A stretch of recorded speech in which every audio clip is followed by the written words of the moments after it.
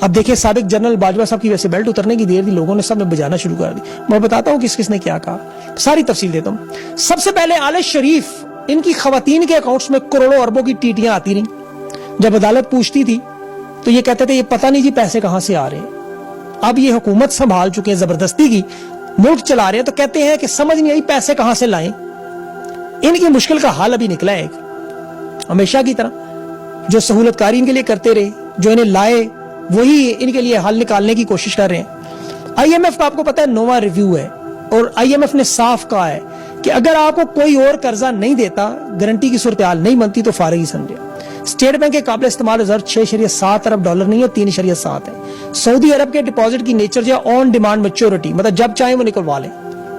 اگر وہ اس کو آپ ایسے کیسے ڈپازٹ آپ کا حاضر سروس, جب چاہیے فوراً. کمرشل بینک کے پاس جس طرح آپ کے پڑے ہوتے ہیں پیسے, اسی طرح یہ وہاں پہ پڑے ہوئے ہیں, جب چاہے سعودی عرب یہ پیسہ نکلوا سکتے ہیں, اور وہ دھمکی دے رہے ہیں نکالنے کی.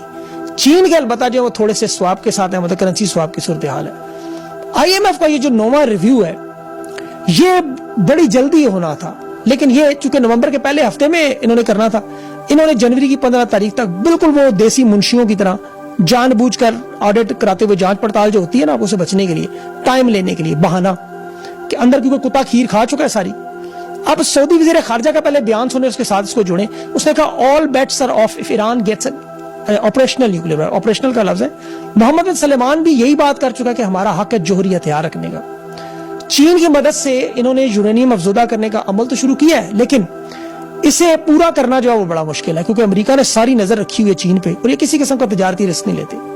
آپ کو پتہ نہیں کہ اپنی چین کی 50 سالہ سیاست کی پلان ہوتا ہے, وہ چڑھائی بھی اتنی جلدی کسی ملک پر نہیں کرتے, حالانکہ طاقت موجود ہے, مسلز موجود ہیں.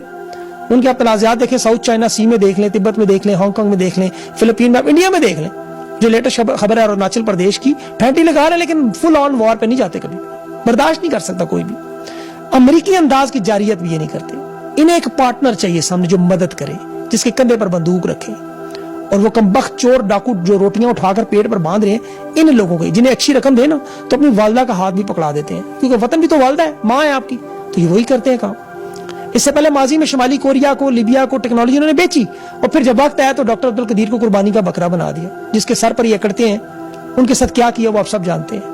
اب چین اور سعودیہ کے درمیان 34 MOUs بھی سائن ہوئے ہیں. چینی صدر نے محمد بن سلمان کو کہا کہ ڈالر کی بجائے چینی کرنسی میں تجارت کرتے ہیں, اور وہ مان بھی جائے گا, وہ تو ایک ڈیفرنٹ لیول کی گیم ہے. انہیں البتہ تھوڑے پیسے چاہیے یہ اپنی اکانومی بچانے کے لیے. اب پہلے حافظ صاحب جو جائیں گے سعودیہ, 4.2 ارب ڈالر مانگیں گے, اور گارنٹی دیں گے, ساتھ پیسے دیں ہم واپس کریں گے, ساتھ ساتھ ہر قسم کا تعاون کریں گے. وہ کیا تعاون ہے؟ روٹی کھانے کو پیسے نہیں ہیں, وزارت خارجہ کے زیر تمام اس وقت تنخواہیں دینے کے لیے سفارت خانوں میں پیسے نہیں ہیں, اور یہ پاپی پیٹ آپ کو پتا ہے کیا کیا نہیں کرواتا. بھوک سے بڑی کوئی مجبوری نہیں, اور پھر ششکے جو پورے کرنے ان کے لیے تو ڈالر چاہیے, روپوں میں تو وہ گزارا ہوتا نہیں. اس لیے اگر سعودی عرب کو ایٹمی ہتھیار چاہیے, میزائل ٹیکنالوجی چاہیے, تو وہ دے گا پاکستان کی یہ ہمارے جوان, کیونکہ معاشی دلدل سے نکلنا ہے. ابھی دیکھیں افغانستان کو امداد کے نام پر $350 ملین دیے گئے, باقی اربوں ڈالر انہوں نے اپنے اکاؤنٹ میں ٹرانسفر. بالکل اسی طرح جس طرح جنرل باجوہ صاحب کا بھی احمد نورانی نے یورپ میں انویسٹمنٹ کر کے بتا دیا کہ وہاں انویسٹمنٹ کر رہے ہیں. بڑا افسوس ہوتا ہے جب لوگ اسٹیبلشمنٹ کو برا کہتے ہیں, بڑا افسوس. یہ دفاع کے ضامن ہے, غلطی تو ہم لوگوں کی جو دفاع کو ملکی سلامتی کا دفاع سمجھ, ہم سمجھتے ہیں یہ ہمارا دفاع کر رہے ہیں. حقیقت میں دفاع سے مراد کرپشن کا, لوٹ مار کا, اسٹیٹس کو کا, اپنے پیٹی بھائیوں کا, ان کا دفاع. ملکی سلامتی کا کون سی ملکی سلامتی؟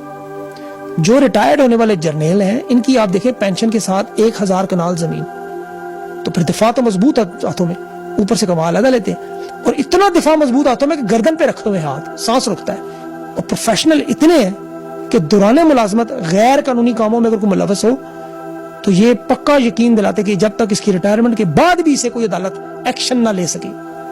کسی کے خلاف آپ قانونی کارروائی کرنے کا سوچے تو صحیح, یہ ملکی سلامتی پہ حملہ سمجھا جاتا ہے.